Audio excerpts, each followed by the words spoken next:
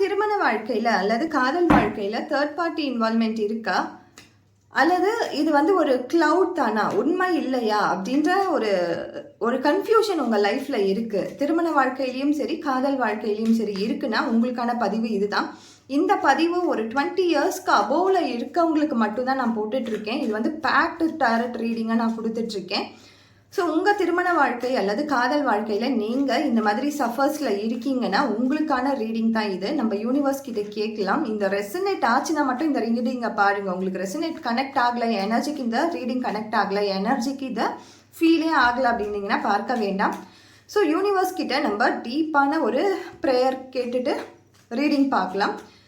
Dear universe, என்னுடைய காதல் வாழ்க்கையில் என்னுடைய திருமண வாழ்க்கையில் உண்மையாகவே தேர்ட் பார்ட்டி இன்வால்மெண்ட் இருக்காங்களா? அதனால தான் வந்து என்னுடைய காதல் வாழ்க்கையில் நான் கஷ்டப்பட்டுட்டு இருக்கேனா? இவங்க என்னை விட்டுட்டு போயிட்டாங்களா? திரும்பி வருவாங்களா? இந்த மாதிரி கேள்விகள் உங்களுக்குள்ளே இருந்தால் நீங்களும் ஒரு ப்ரேயர் கேளுங்க. உங்களுடைய கேள்விகளை யூனிவர்ஸ் கிட்ட டீப்பாக கேளுங்க. இந்த எனர்ஜியை அப்படியே கனெக்ட் பண்ணி கேட்டுக்கோங்க. யூனிவர்ஸ் கொடுக்கக்கூடிய ஆன்சர் என்ன அப்படின்னு நம்ம பார்க்கலாம். ஸோ இது வந்து பேக்டான ஒரு டாரட் ரீடிங்காக நம்ம பார்த்து தெரிஞ்சுக்கலாம். கலெக்டிவ் ரீடிங்காக பார்த்துடலாம்.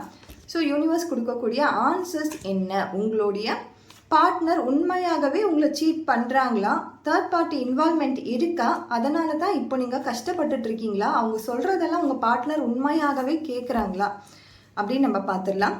ஸோ இப்போ நம்மளுக்கு வந்திருக்க கார்ட்ஸ் எல்லாமே ஒரு லவர் கார்டும் வந்திருக்கு. ஸோ இதில் லவ் எனர்ஜி இருக்குது. ஆனால் உங்களுக்குள்ள உங்கள் பார்ட்னருக்கு ஒரு ப்ராப்பரான அட்வைஸ் தேவைப்படுது. அந்த தேர்ட் பார்ட்டி அப்படின்னு சொல்கிறவங்க உங்கள் கூட இருக்கிற ஒரு ரிலேட்டிவாக இருக்கலாம், ஃப்ரெண்டாக இருக்கலாம், அல்லது உங்களுக்கு தெரிஞ்ச நபராக கூட இருக்கலாம். இவங்க ஒரு கைடன்ஸை கொடுக்கறதுக்கு தான் உங்கள் வாழ்க்கைக்குள்ளே முதல்ல வந்திருக்காங்க. அவங்களுக்கு ஏதோ உங்கள் பார்ட்னருக்கு ஏதோ ஒரு விஷயத்தில் கைடன்ஸ் தேவைப்பட்டிருக்கு, ஒரு தெளிவு தேவைப்பட்டிருக்கு. அதனால தான் உங்கள் காதல் வாழ்க்கைக்குள்ள, திருமண வாழ்க்கைக்குள்ள இந்த நபர் வந்திருக்காங்க. இந்த நபர் என்பவர் கொஞ்சம் மூத்த வயது உடையவராக தான் இருப்பாங்க, கொஞ்சம் மூத்த வயதினராக தான் இருப்பாங்க, எல்டர்லி பர்சனாக தான் இருப்பாங்க. இந்த எல்டர்லி பர்சன் கிட்ட ஒரு கைடன்ஸ்க்காக போக ஆரம்பிச்சது தான் அது இப்போது மேனிப்புலேஷனில் வந்து நிற்குது. இவங்களுக்கு ஏதோ தேவைப்படுது, அல்லது உங்கள் திருமண வாழ்க்கைக்கு இவங்களால மட்டும்தான் அட்வைஸ் கொடுக்க முடியும் அப்படின்னு சொல்லிட்டு, உங்கள் காதல் வாழ்க்கைக்கு இவங்களால தான் நல்ல ஒரு விஷயத்த சொல்ல முடியும் அப்படின்னு வந்தவங்க தான் இவங்க வந்து ஒரு இல்லீகல் அஃபையர்லாம் நம்ம சொல்ல முடியாது. ஸோ இப்போது உங்கள் கரண்ட் பார்ட்னரோட எனர்ஜி பார்த்தீங்கன்னா எதை சூஸ் பண்ணுறது எதை விடுறது அப்படின்னு கண் கட்டிட்டு சொல்கிறத மட்டுமே, மேனிப்புலேஷன்ஸை மட்டுமே நம்பிட்டு இருக்காங்க. அந்த பர்சன் சொல்லக்கூடிய மேனிப்புலேஷன்ஸ் மட்டுமே தான் இவர் நம்பிட்டு இருக்காரு. இந்த கத்தி எந்த பக்கம் வீசுனா யாருக்கு காயப்படும் தெரியாத ஒரு வகையில் எல்லாமே உங்களை நோக்கி தான் வார்த்தைகளாகவும் செயல்களாகவும் வந்துட்டுருக்கு. கண்ணை மூடிக்கிட்டு இருக்கிறதால உண்மைத்தன்மையை உங்கள் பார்ட்னர் இப்போ வரைக்கும் உணரவே இல்லை. எது உண்மை எது கரெக்ட் அப்படின்னு சொல்லிட்டு, எது தப்பு அப்படின்னு சொல்லிட்டு இப்போ வரைக்குமே உணரல. ஒரு மாதிரி மாயையான ஒரு உலகத்திலேயே இருக்காங்க. ஸோ மறுபடியும் ஒரு கைடன்ஸாக தான் நான் பார்க்குறேன். இந்த ஹப்போனண்ட் அப்படின்னு சொல்லும்பொழுது மறுபடியுமே அவங்க சொல்கிறது தான் கரெக்ட். அது வந்து உங்களுடைய, மறுபடியும் நான் சொல்கிறேன், தெரிஞ்சவங்களாக தான் இருக்காங்க. ஒரு அட்வைஸ்க்காக தான் ஆரம்பிச்சது இந்த ரிலேஷன்ஷிப்பு. ஒரு அட்வைஸை கேட்கறதுக்காக தான் போனது இந்த ரிலேஷன்ஷிப்பு. இதில் வந்து எந்த ஒரு இல்லீகல் அஃபையர்ஸ்க்கும் இடம் கிடையாது.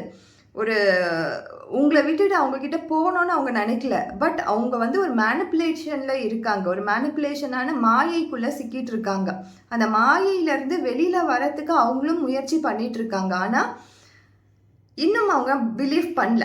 இன்னும் அவங்க வந்து இவங்க உண்மையாகவே நம்ம வாழ்க்கையில் நல்லது செய்ய தான் வந்திருக்காங்களா அப்படின்னு சொல்லி நம்பிட்டு இருக்காங்க. அவங்க செய்கிற எந்த ஒரு தீமையான செயலுமே இவங்க புரிஞ்சிக்காமல் இருக்காங்க.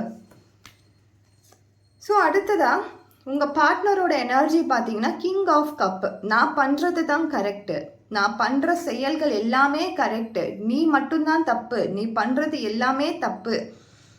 சின்னதாக நம்ம எதனா ஷேர் பண்ணணுன்னா கூட நீ சொல்கிறது தப்பு, நான் பண்ணுறது தான் கரெக்ட் அப்படின்ற அந்த அடமன் ஸ்டேஜுக்கு வந்துட்டாங்க. இப்போ அந்த அடமன் ஸ்டேஜ்ன்றது 2 பேருக்குமே உங்கள் காதல் உறவுக்கு எந்த ஒரு நல்லதுமே கொடுக்க போகிறது கிடையாது. இங்கே லவ் எனர்ஜி இருந்தாலும் உங்கள் பார்ட்னர் உங்களை உண்மையாகவே நேசிக்கிறாங்க தான். ஆனால் அந்த நேசிப்பை அவங்களோட ஈகோவே சாகடிச்சிடுது. அவங்களுடைய பிஹேவியர்ஸே, கேரக்டர்ஸே அது கொன்னுடுது. அவங்க உண்மையாகவே அதை ரியலைஸ்டே பண்ணல.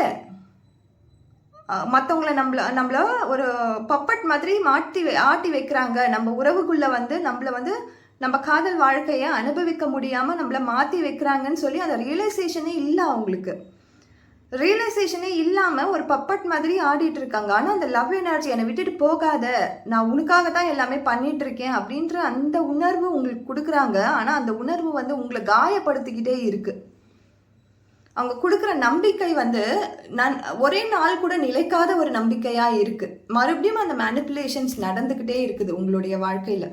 ஸோ கனெக்ட் ஆகி இப்போ இருக்க கார்டு வரைக்குமே பார்க்கும்பொழுது இதில் தேர்ட் பார்ட்டி இன்வால்மெண்ட் என்பது உங்களை சார்ந்தவங்க தான், அதாவது உங்களுக்கு தெரிஞ்சவங்க தான். உங்கள் சொந்தக்காரங்களாக இருக்கட்டும், உங்கள் ஃப்ரெண்ட்ஸ் குரூப்பில் இருக்கட்டும், உங்கள் கூட இருக்கிறவங்க யாரோ ஒரு மேனிப்புலேஷன்ஸ் பண்ணிட்டு இருக்காங்க. இது இல்லீகல் ரிலேஷன்ஷிப் கிடையாது.